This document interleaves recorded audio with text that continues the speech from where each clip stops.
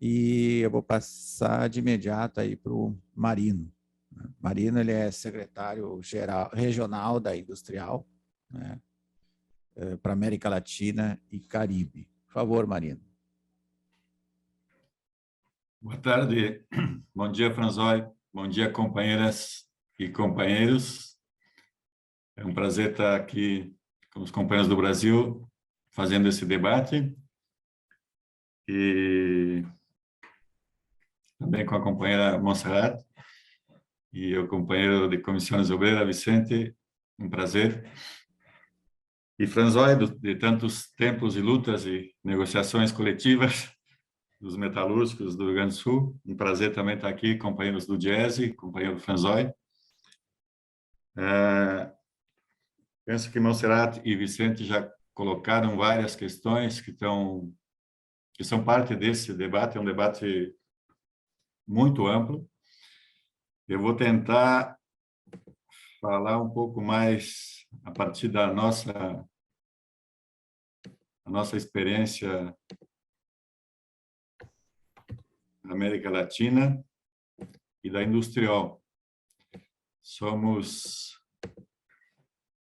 Como sabem, nós somos trabalhadores que mais... o nosso trabalho é o que mais impacta no mundo e no meio ambiente, porque nós transformamos os recursos naturais, na grande parte, em produtos e máquinas que vão construir ou vão trazer o bem-estar social que nós sempre buscamos, né? Como ser humano, queremos mais conforto, mais calor, mais comida, mais transporte, mais viagens, consumimos. E o nosso consumo tem impactos. E aqui nós vamos falar de um tema da transição justa, e é bom nós, como sindicatos, entender do que nós estamos falando e de onde nós estamos falando. Eu vou falar em função da nossa experiência dos trabalhadores da indústria. A Industrial Global Union organiza 14 sectores da indústria, nós só não organizamos companheiros da alimentação, os companheiros da construção civil, madeira e florestais. Os demais trabalhadores da indústria estão organizados na Industrial Global Union, que é uma federação nova, desde 2012 se consolida e se constrói, a partir de uma necessidade de enfrentar as transformações do mundo atual, do mundo do trabalho atual, da globalização, da intervenção das transnacionais, das empresas transnacionais, que são maiores, na sua grande maioria, que muitos estados e muitas economias da nossa região. Então, enfrentar esse mundo globalizado necessita uma ação globalizada. Nós não estamos... É bom entender que nós estamos num mundo globalizado, que tudo que nós fizemos tem impacto no mundo e tudo que se faz no mundo tem impacto sobre a nossa vida e sobre o nosso cotidiano. Marino, sim. Desculpe te interromper, tu consegue colocar aí em modo apresentação, porque aí o pessoal lá no fundo consegue enxergar melhor. Perfeito, Aí? obrigado. Ótimo. Então, é bom nós entender em que mundo, em que contexto nós estamos ou somos parte nesse momento. A Monserrat já falou as ações da CSI, todo o tema da OIT, OMC, enfim, todos os blocos econômicos que também influenciam, que afetam o comércio, a produção a nível global. Então, nós, como trabalhadores da indústria, estamos falando sobre transição justa, né? Qual é o nosso conceito de transição justa? Depois, outros atores, como o Monserrat falou, todos falam de transição justa. Todos falam, é quase moda hoje. É muito fácil falar de transição justa, o tema depois colocar isso em prática e em ações concretas. E nesse caso aqui nós vamos falar sobre transição justa da questão da matriz energética, do câmbio ou da mudança da matriz energética, que é um dos temas. Mas a transição justa é um conceito, uma concepção que sai, que parte a partir dos trabalhadores, dos sindicatos, a partir de uma concepção de desenvolvimento sustentável, desenvolvimento com equilíbrio e justiça social. Então, o conceito de transição justa é uma necessidade, mas é um conceito e uma agenda dos trabalhadores, que tem, a partir da nossa ótica, tem um recorte de classe e tem uma necessidade como classe, também como sociedade, como ser humano, diante do mundo e das necessidades, e principalmente do aquecimento global que nós estamos sofrendo em relação à questão da transição energética, mas também em função da transição produtiva. Também temos uma perspectiva de transição justa, porque também e o Sul será afetado diferente do que será o Norte e o Centro do planeta. Então, o Jesse faz uma pergunta, se alguém ficou para trás. Nós do Sul já estamos atrás, não tem volta. Já estamos atrás. A Monserrat falou muito bem quando disse: as transnacionais vêm aqui, impõem a sua lógica e ponto. Não tem conversa, não tem diálogo, não tem respeito aos direitos humanos.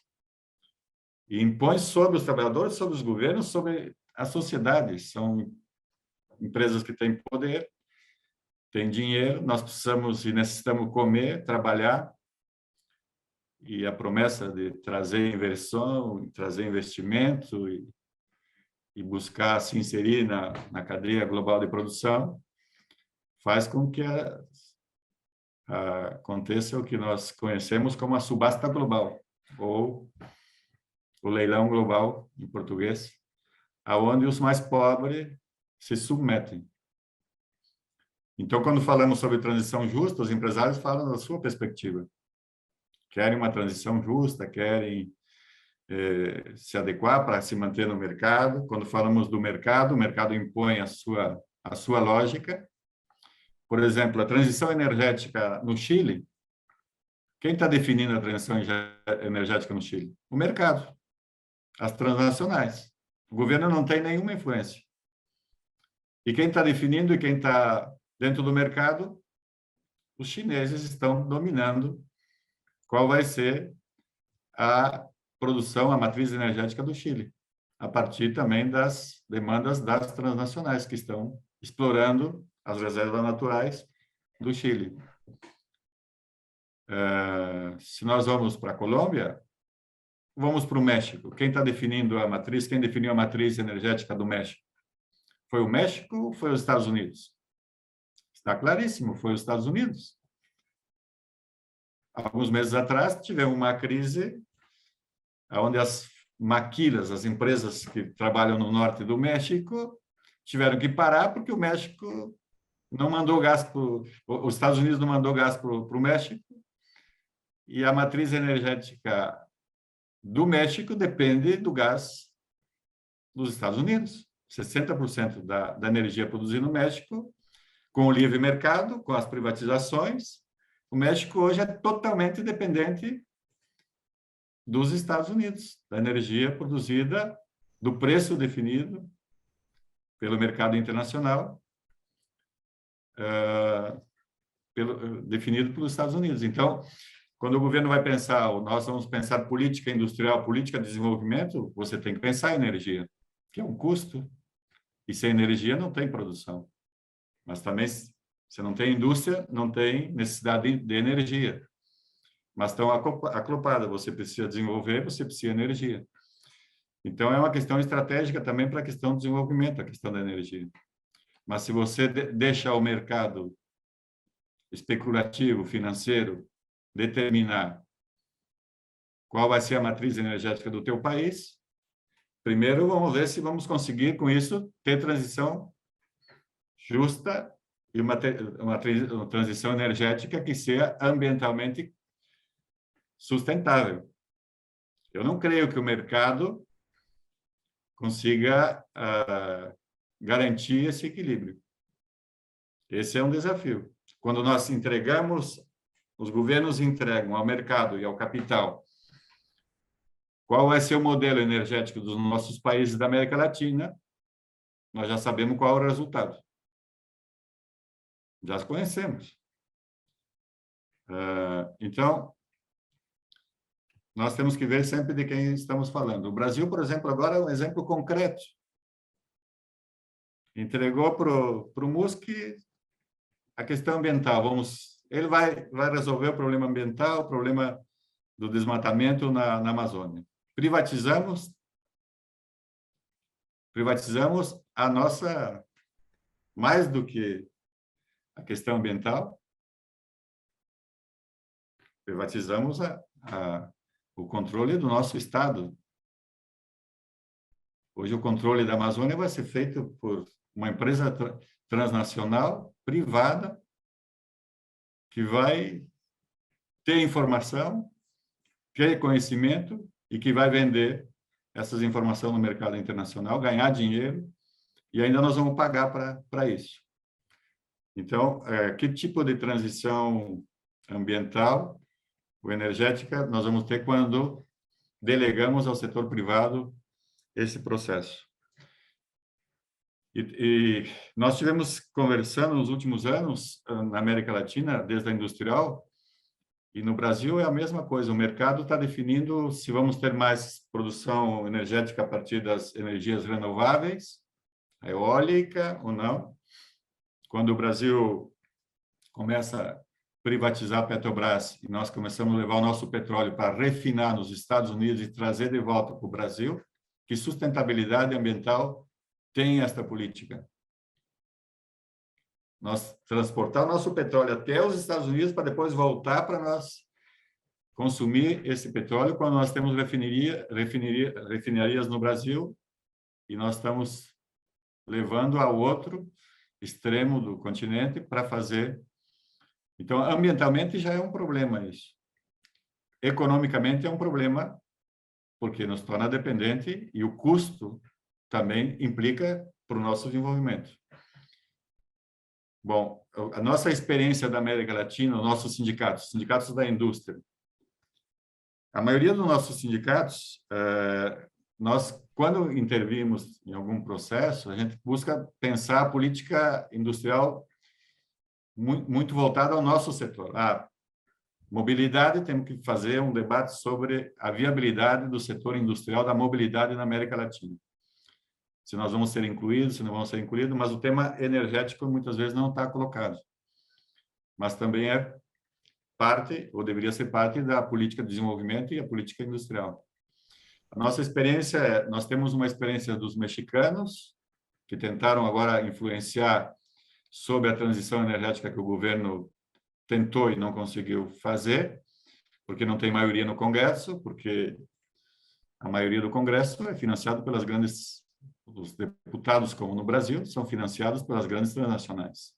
Então, quando chega esse debate sobre transição ou mudança da matriz energética de um país como o México, isso tem influência. E o governo não teve maioria e não conseguiu aprovar uma pequena transição para uma política, primeiro, de que seja sustentável, que seja soberana e que seja justa. Então, perdemos esse debate no México. No México, continuamos, seguimos com os nossos sindicatos, com o governo, com o movimento social. Tem uma mesa, aliança dos trabalhadores do setor e dos consumidores, dos afetados pelo impacto da produção energética. Então, juntos, tentamos buscar força, organizar forças para influenciar sobre a política, para definir a política energética no México. Na Colômbia, a mesma coisa. Mas temos que entender que Colômbia, os sindicatos têm pouco poder sindical, não existe o diálogo de nenhuma forma, mas também temos uma experiência dos mineiros, do setor mineiro e do setor energético, que trabalha junto com as comunidades para pensar o desenvolvimento da produção energética, da soberania energética da Colômbia, mas também o tema ambiental e o tema da questão da transição justa, porque se nós vamos deixar de produzir carbono, vamos deixar de produzir carvão, e esses trabalhadores, a Enel, por exemplo, uma empresa italiana, definiu que não produziria mais energia elétrica a partir do carvão. Isso, só na Colômbia, foi 5.000 trabalhadores que perderam emprego direto, nesse momento. Então, qual que é regiões que totalmente dependem desse tipo de trabalho, só tem esse tipo de trabalho, regiões muito pobres. Então, o debate é, muda a matriz energética a partir do mercado, a partir da iniciativa do Estado ou a partir da inviabilidade econômica, porque o capitalismo já não vê mais como viável. Então, há 2 anos atrás e o ano passado, na Colômbia, nós discutíamos redução de salário, redução de condições, porque a produção de carvão baixou o preço, não tem viabilidade econômica, então as grandes transnacionais pressionando os trabalhadores para baixar as condições, aumentar a jornada de trabalho, piorando as condições de saúde dos trabalhadores. Essa era a lógica, e essa era a agenda, essa era a subasta ou a chantagem dessas empresas para essa comunidade e para esses trabalhadores. Agora estamos num outro processo, mas esse processo muda para a empresa, mas não muda para os trabalhadores, aonde começamos e vamos vender mais carvão para a Europa em função do conflito na Ucrânia. Então, agora os Estados Unidos vai produzir mais carvão, vai levar mais carvão para... Então, mudou. Se 2 anos atrás nós estávamos diminuindo a produção de carvão, agora, em função de uma outra guerra comercial, a gente vai produzir mais e vai voltar a vender mais carvão. Isso não significa que os trabalhadores vão ter melhores condições. Isso não significa que esse setor vai ser sustentável ou vai ser viável em 10 anos. Mas, por enquanto, as empresas continuam ganhando, explorando, acumulando, e os trabalhadores com as condições que foram rebaixadas no último contrato coletivo de 2021. Bom, então, esse movimento vai dependendo muito para onde vai o mercado, para onde vai o consumo e tudo que influencia a nível global nos influencia a nível de região. Depois temos a experiência do Brasil, os companheiros da plataforma operária campesina, também é uma experiência importante, que talvez não tenha força, não tenha o poder que nós precisamos, mas é um espaço onde os trabalhadores da produção, da energia, da produção, e no Brasil tem muita dependência da produção de energia a partir das hidrelétricas. Então, esses trabalhadores do campo, das cidades, se articulam para pensar a política energética do Brasil. O Brasil foi autossustentável em energia a partir de 2004, mas isso não significa que era uma energia sustentável e que era ambientalmente justa ou de acordo com as necessidades que nós necessitamos para enfrentar o problema do aquecimento global. Mas, pela primeira vez, nós somos autossustentáveis. Agora tem que discutir a qualidade dessa produção energética. Mas agora perdemos, nos últimos anos, a política que nós tínhamos com o Estado forte, agora acabou gerando a privatização, e nós estamos vendo todos os dias, e penso que esse debate vocês vão fazer mais pela tarde, mas é difícil ter transição energética onde o mercado e um governo define que o setor privado vai especular ou explorar esse mercado da produção energética. Então, como a Montserrat já falou, nosso papel como sindicato, como ator social, só vai existir transição justa, sustentável, se os trabalhadores forem parte desse debate. Mas parte participante, parte realmente que seja parte da mesa com propostas porque nós não temos medo de fazer a transição energética. Se nós perdemos posto de trabalho nesse lugar, para onde nós vamos? Não tem problema, vamos discutir isso, ia ser uma transição justa e ponto, não tem problema. Os sindicatos estamos e somos abertos à negociação e ao diálogo, desde que, bom, essa região não vai mais produzir carvão, vai produzir o quê? Vamos taxar as empresas nos próximos anos para aumentar os impostos, para ter políticas depois de distribuição de renda, política social e política de desenvolvimento? Ou vamos seguir mantendo os lucros dessas grandes empresas e depois ficamos com o resíduo ambiental quando elas vão embora, e ainda tem um custo que os governos têm que pagar, porque, às vezes, como o governo da Colômbia, se a empresa não tem, vocês sabem que tem um acordo global, onde vários países são firmantes, que se a empresa não tem o lucro que foi pensado, que foi estipulado, os estados têm que pagar. Aí vários estados que estão sendo demandados no mundo, e por isso que muitas vezes o governo, inclusive, não pode fazer a mudança da matriz energética, porque está vinculado a um acordo onde as empresas transnacionais têm o direito de explorar, e caso elas não tenham lucro, nós temos, como sociedade, que pagar o lucro que elas perderam no caso de uma mudança de uma política industrial ou energética que um governo queira fazer. Então, tudo isso são travas que as transnacionais já construíram, já armaram, para impedir, às vezes, que a gente possa fazer essa transição justa. Mas temos que ser atores sociais que consigam ter força, poder para articular essa disputa, essa agenda. E aí, como já falou o Vicente, também, nós temos que ter a questão social, é um tema muito importante, que nós só vai ter transição justa se nós tiver o aspecto social, as políticas sociais, a questão econômica, a questão do emprego, a questão da educação, do tema ambiental. Essas questões têm que estar na nossa agenda, têm que ser parte do nosso debate na definição de políticas industriais, de política energética. Nós temos que fortalecer e temos que ser parte desse debate de fortalecer o papel do Estado, dos governos, nessa intervenção.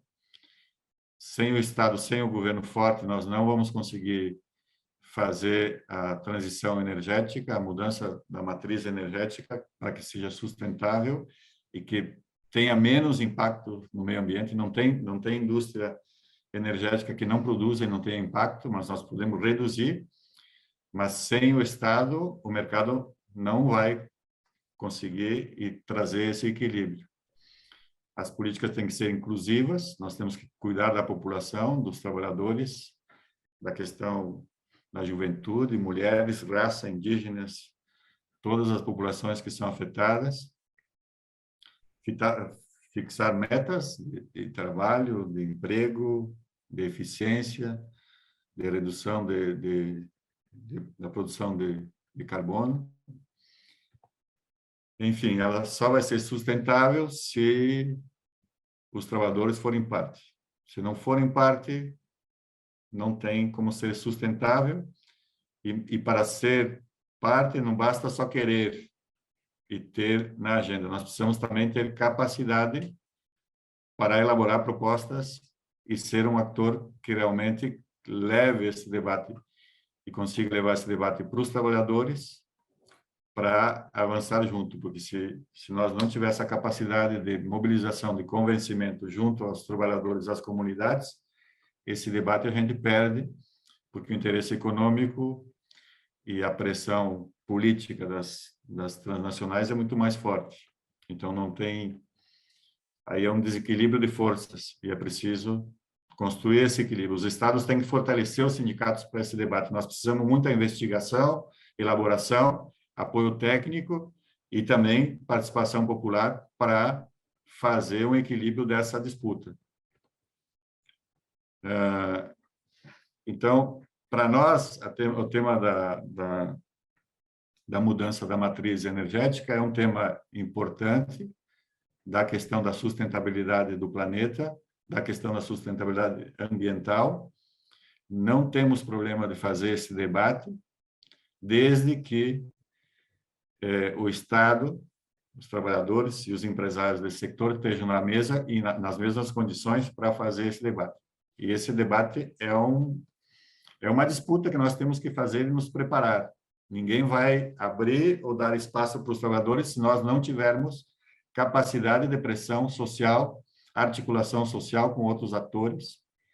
E, se queremos influenciar nas decisões, temos que ter propostas.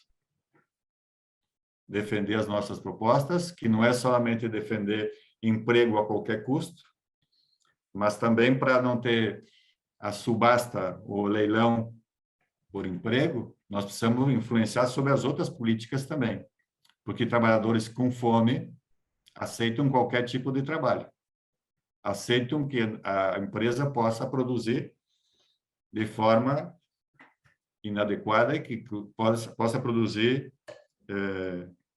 resíduos ambientais, e nós não temos o apoio, nesse caso, dos trabalhadores. Então, é preciso que os trabalhadores tenham outras políticas para não ser refém do capital.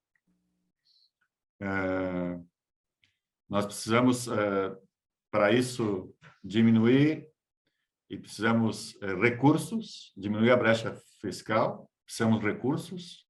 Não tem como fazer uma transição justa, aí em termos mais gerais, transição justa em relação à transformação do mundo do trabalho, a digitalização, a produção em cadeia de suministro. Para essa transição ser justa, nós precisamos que as políticas sociais sejam parte deste debate. E para nós, por exemplo, o tema do acesso à energia é um direito universal e também é um tema de distribuição de renda, porque os trabalhadores no Brasil, por exemplo, estão pagando o gás a preço internacional, a nossa indústria está pagando o preço do combustível, da energia, a um preço internacional. O lucro das transnacionais cada vez é maior. E esse custo tem que ser diminuído e transformado em impostos para que essa indústria também gere recursos para a distribuição de renda através de políticas públicas, através de salários, condições de trabalho. Só tem duas formas de distribuir renda até hoje encontrada pela humanidade. Uma que é através de políticas sociais, e uma política social é distribuir energia. A nossa energia, água, saneamento são e deveriam ser direitos universais. E quando nós estamos discutindo um mundo com menos trabalho, deveríamos discutir e debater o tema, por exemplo, da acesso universal ao direito à água, alimentação, energia, habitação, transporte, educação e saúde, sem falar da aposentadoria e outros temas. Mas esses deveriam ser, e para ter essa política de distribuição de renda para um mundo que cada vez menos teremos trabalho, também temos que discutir a jornada e a redução da jornada de trabalho, que também é discutir distribuição de renda. Então, é uma agenda mais ampla, porque senão nós vamos estar discutindo somente um problema focalizado, e isso é difícil de resolver se a gente não pensar toda uma agenda de distribuição de renda, de distribuição do trabalho, distribuição de políticas públicas, coletivas e não individuais, e que o mercado defina qual vai ser o nosso desenvolvimento. Então, para ir terminando, é isso. Nós estamos tentando organizar e conscientizar os nossos dirigentes sindicais de que essa agenda é importante e estratégica para hoje e para amanhã. E precisamos sair do sindicato que só pensa o seu setor.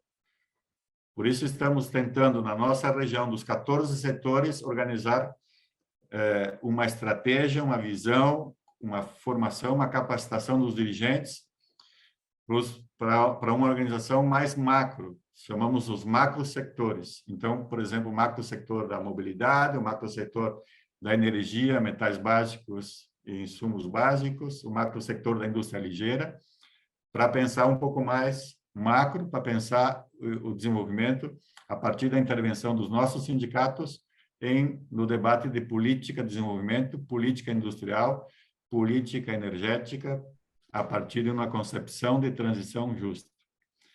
Muito obrigado, companheiro Franzói, companheiras. Espero que tenha contribuído com esse debate. Agora, pela tarde, inclusive, temos às 14 horas um seminário regional, que é o segundo ciclo desse ano, sobre política industrial.